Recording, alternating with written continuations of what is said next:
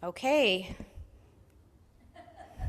We have plenty of questions, and I'm not going to get to them all. Thank you. If I didn't get to your question and you really want an answer, you can shoot me an email. Or it might show up in a future sermon, or a future scroll article, or a future class. So thank you for all of these questions. The first one, cats or dogs? Trying to get me fired? My husband and I are both very allergic to cats. So that is one of the main reasons that we are dog people. And we have had many dogs. When we first met each other, we each had a dog, and we became a blended family. And then one of those dogs passed away. We got another dog, worked really hard to train him, then had to rehome him because we realized he was aggressive with children, and we had just gotten Nevin, and he was starting to crawl around, and it wasn't safe. Suffice it to say, we've had many dogs. They're always rescues. They're always like $50, and we feel like, wow, we only paid $50 to get this animal. And then they all have like wild medical problems that end up costing huge amounts of money. And they're wonderful. So right now we have a dog we think is a black lab mix, but we were gifted a DNA test years ago for him, and it came back just like an absurd combination of breeds, like chow and stuff. Is like, this dog is not a chow. And then we also have another dog that is probably like German Shepherd Hound mix. So he has that sort of perpetually sad look to him, and he's pretty big. He's probably 55 pounds, and he thinks he's a lap dog. So he likes to, if you make eye contact with him, he thinks it's an invitation to come and sit in your lap. So we're dog people. What is one talent you wish you had? I wish I could sing. I know we can all sing. I believe that if you can talk, you can sing. If you can walk, you can dance. If you can move your body at all, you can dance. You don't even have to be able to walk. But I don't feel like I can carry a tune very well. I have sort of a high chest voice and not an abdominal voice, just because I haven't really ever been trained. And I grew up with a musician father and a very talented musician brother, like very, very, very talented. And, we would sing happy birthday to my mom on her birthday, and I would just feel like, I'll let them carry it. It's like, I'm probably not that terrible of a singer, but when your brother's like really good, you know how that feels. So, we all have our strengths and gifts and talents, and that one's not mine. So it is what it is. All right, this one, we're getting into the meaty questions here. If a key Unitarian Universalist value is to question, then how do we end up with anything that we actually believe? Very good question. And I would say that it's not that we can never find answers or that we can never come up with what we believe. It's not that we have to question everything forever and ever and never stop. It's that we have to start from a stance of openness, start from a stance of wonder. And so I often, people will often say, like, it doesn't matter what you believe as a Unitarian Universalist. And I'll say, it's not that it doesn't matter what you believe. It's that we don't have to all agree. And that the stance that we start from, the foundation we start from when we're seeking to know, is not certainty. And it's not the foundation of a certain text or a certain tradition. The foundation is wonder. And that alone is actually a foundation. And it can feel, especially if you're at a point in your life where you're already living with a lot of uncertainty, that stance can feel shaky. And I think that's why more people are Unitarian Universalist who are pretty stable in their own lives. We come from sort of educational and economic, are overwhelmingly pretty stable people. Not all of us, but overwhelmingly. And I think it's hard to have a lot of instability in your life and then come to church and have someone say, like, I don't know, what do you think? You want to be told, something certain.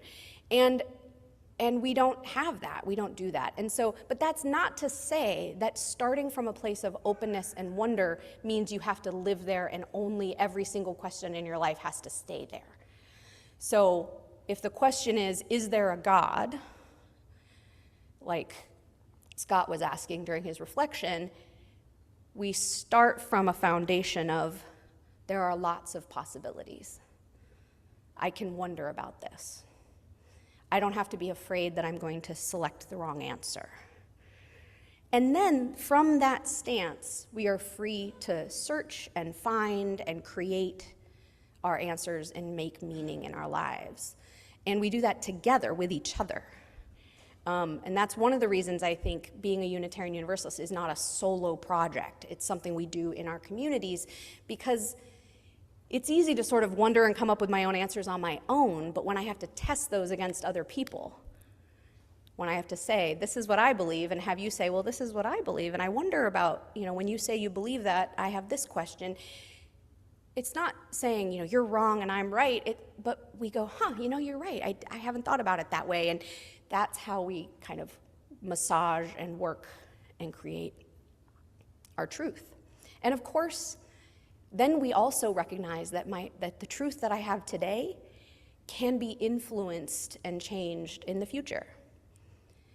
If I come up against some piece of information or some life experience or something that challenges or changes my stance, I'm okay bending it and changing it a little bit, and not saying like, oh, this new piece of information challenges my beliefs and the whole thing is going to come crashing down, which is the case for some types of beliefs. When your foundation is absolute certainty and infallibility, anything that bumps up against that can knock it over. And the benefit of having a flexible foundation is that it can kind of roll with the punches, for lack of a better phrase. So I hope that you do find things that you believe, that you do make meaning in your life, and to know that the person next to you might have a different answer, and that's okay. With so many people describing themselves as spiritual but not religious, or as nuns, N-O-N-E-S, they check the box none when asked what religion they are, then why aren't there more Unitarian Universalists? Seems like a natural fit. Good question. And I don't really know the answer. I have some hypotheses. I would say one is that we're very small. There's not very many Unitarian Universalist congregations. There's only about 1,000 of us in the entire United States. So any city might have one UU congregation. And when folks say that they are spiritual but not religious, they either were not raised in any religious tradition and they don't really see any reason for it. So why would they seek out a religious community? Or sometimes folks were raised in a religious tradition that they have now left behind, either because they were harmed in that other tradition or because they just no longer find it useful. And so therefore, the question is, why would they then seek out another religious community? So the very foundation of, like, you don't find yourself to be religious, you have no need for religious community, why don't you join our religious community, is sort of a oxymoron. That being said, Unitarian Universalist communities are trying lots of different ways to say we're an open community, a place where you can come and be yourself and find things. One of the reasons we started the coffee house, the Sunday coffee house service, was specifically to be attractive to that demographic. If you say, I believe and I like all the things I know about Unitarian Universalism, but then I have to come into a room like this where you're all facing forward and the minister stands in a pulpit and we rise and we sing hymns, it's pretty churchy. And if you're like, I don't really want to do church, then like this feels pretty churchy, right? So we started the Sunday Coffee House as an alternative, and actually it has worked to attract a lot of our newer members who come through that 9 o'clock service because it feels different. So that's just one idea. The other idea is that I think we just don't talk about ourselves enough. We have to do the talking, you. Putting an ad in the paper, putting an ad on NPR is not going to do it. Not one person ever signs our membership newcomer sheet and says, I found the UU Fellowship through an NPR ad. They say, my friend told me about it, or I found it online, always. And so, tell your friends. Favorite song that anytime it comes on, you stop what you are doing and dance. I mean, if you know me, that's pretty much any song. Any song, I will stop what I'm doing and dance. I'm basically a toddler. If you put music on, I'm like, I just can't stop moving. I like anything. I think anything with a beat, anything with a good dancey beat. Right now I'm really into Benson Boone. He's really fun. But I mean, I like all of it. I'm pretty flexible when it comes to music.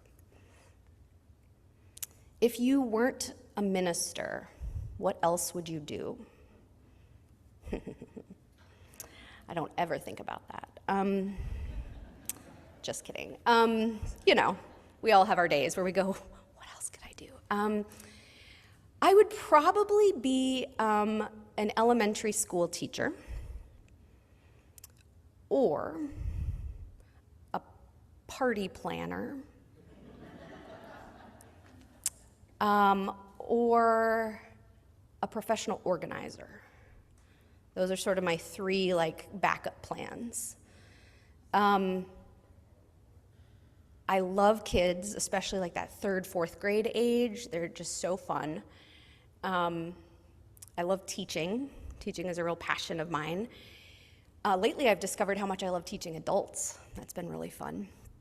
And I also I'm really crafty. I like to make little activities and things and games. And I've written several RE curricula for Unitarian Universalist congregations. And I love teaching. But I'm also very organized.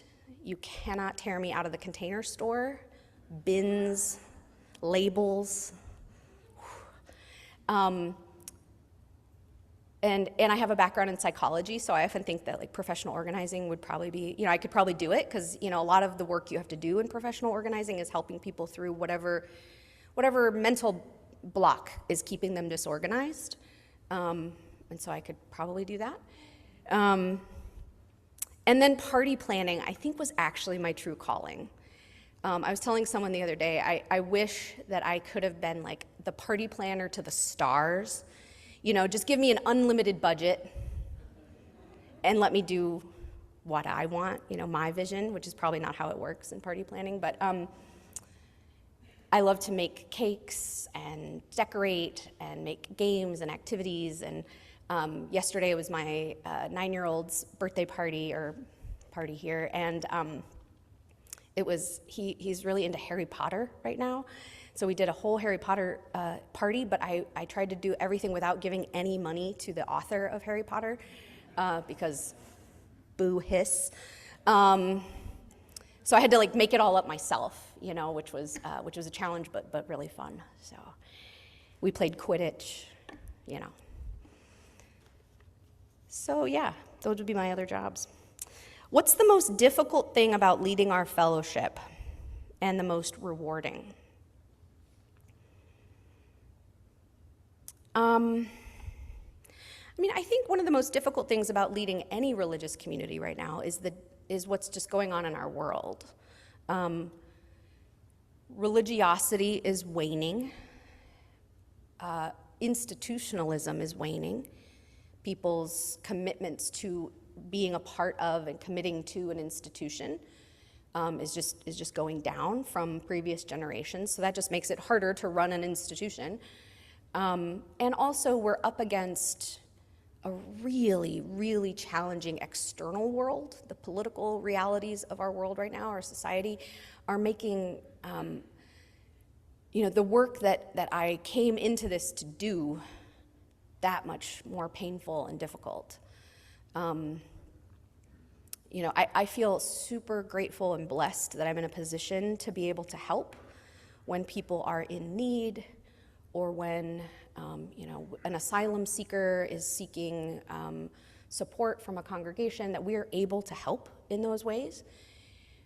But it also means that I have to be aware and know the ways that those people were harmed by our systems, our government, or are living in fear, or are dealing with really complicated, I think about some of our trans folks and the way they're dealing with really complicated medical insurance battles, and it's cruel.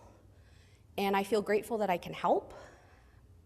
I go to bed at night being grateful for that, and also going, man, there are some things I wish I could roll up in a little ball and be oblivious to, and this work makes that not possible in ways that my privilege would otherwise let it be possible. So so that's difficult. Finances are really hard right now for everyone. Finances are super hard in the fellowship as well. And that's just hard. It's hard to do the work when you're also constantly trying to figure out where the money's coming from and where, But the most rewarding thing about serving our fellowship is our health, our emotional and institutional health. And this place is overwhelmingly healthy.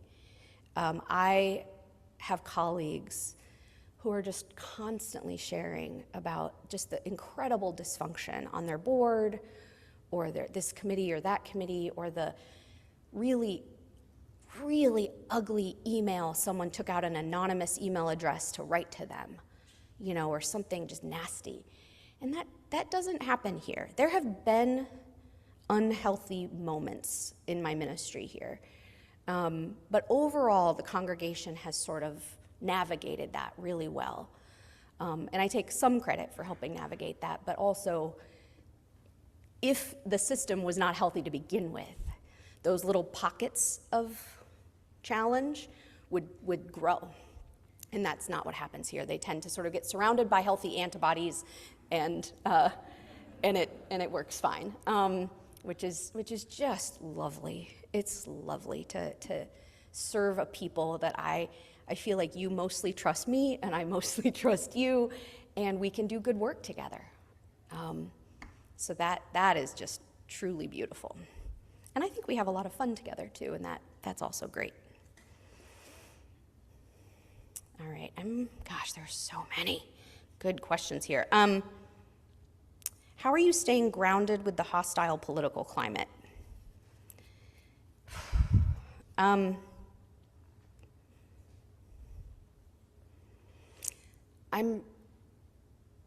trying to take the hostile political climate in small doses, in whatever way I'm able. So, like I said earlier, trying to take it in, recognize what's going on, find ways that I can be useful in combating that, and then also turning off for parts of my day or my week so that I don't burn out. And I recognize that for some people, that is more possible than for others. And so I don't recommend putting your head in the sand and ignoring everything. That's not helpful. But neither is listening to CNN 24 hours a day just so that you can get mad and stay mad. That's also not helping anyone. So being aware of what's going on, finding a place to be useful. Where are you able to be useful? Can you donate money? Can you write some postcards? Can you accompany somebody to their ICE visit? Can you tutor someone? Can you, is there some way you can be of use so that you can lay in bed at night and go, well, I did that part. I did that thing to try to chip away at the fear that I'm feeling or the anxiety that I'm feeling. And then take a break, if you can. All right, this last one, I just feel like I have to try to answer. How do you respond to a Christian's Pascal's wager? So if you don't know what this term means, it's the question of, some people will say, if I don't believe in God, then when I die, if there is a heaven and hell, then I'm going to hell. But if I do believe in God, then at least when I die, I'll go to heaven. Like, it's like you're hedging your bets so that you can feel safe for when you die. I would say that what we talked about last week, when I talked about heaven and hell, is that Mike Yonkers used the story from the Buddha of the poison arrow. And if you get struck by a poison arrow and you have to know who shot it, who their parents are, why they shot it, before someone is allowed to take the poison arrow out of you, then you will die before, the poison will get into your system before you get those questions answered. And the truth is, we've all been shot with poisoned arrows. We're all going to die. We've only been given a very short amount of time, whether it's 1 week or 20 years or 85 years or more, it's still a very short amount of time. And if I know what cards I have in my hand, which is this life, then I'm not willing to wager those cards on a possible afterlife, because I don't know what cards those are. So this is like, the wager is saying, like, I'm willing to wager my life on the off chance something else is happening, and I'm not willing to wager that. I'm not willing to live the only life I have in fear of something that may or may not happen. But if your belief, this is what I said last week, if your belief in a heaven or a hell or a God or any of those things helps you live your life well, if it helps you feel like you have a good hand for this life that you have, then that's a good belief. But if it is a wager that is taking your cards, and throwing them on the table and wasting them for a possible afterlife, that's not a wager I'm willing to make. I'm not willing to wager this life that I'm for sure have in my hand. So that's how I would answer the question.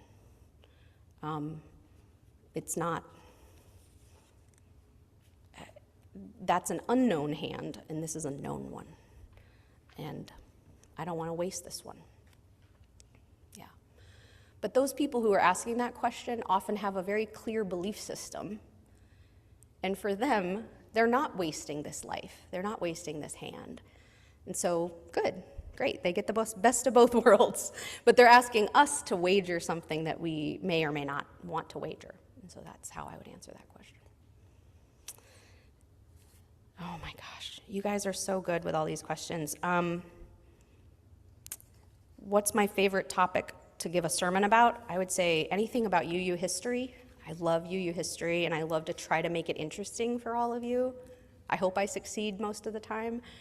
I think history is fascinating, and I think our UU faith has a really, really complicated and beautiful and fascinating history that informs who we are today.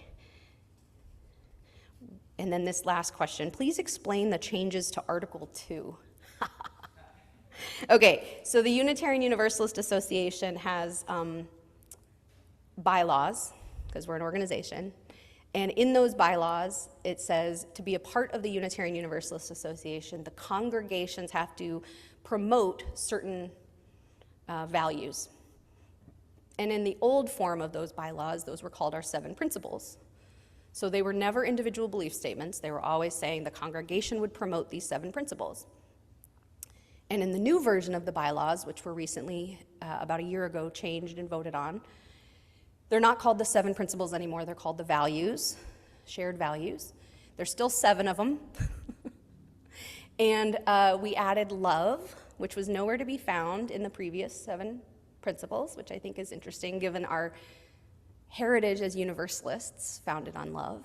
So love is the center of our new values, and then the remaining 6 are justice, equity, transformation, pluralism, interdependence, and generosity. And what is the acronym? That's right, JETPIG. Imagine a pig flying with a jetpack powered by love. That is our new justice, equity, transformation, pluralism, interdependence, and generosity, which is really the main change to the principles, is that each one was given its own word, its own label, because the previous ones were just very wordy, and you could kind of be like, oh, that one about democracy or that one about whatever. But now they actually have a whole word, a little bit of a definition, and then a little bit of a covenant statement, which is sort of our promise of how we're going to live it out. Many of the words and phrases that you love from our 7 principles are still in the 7 values.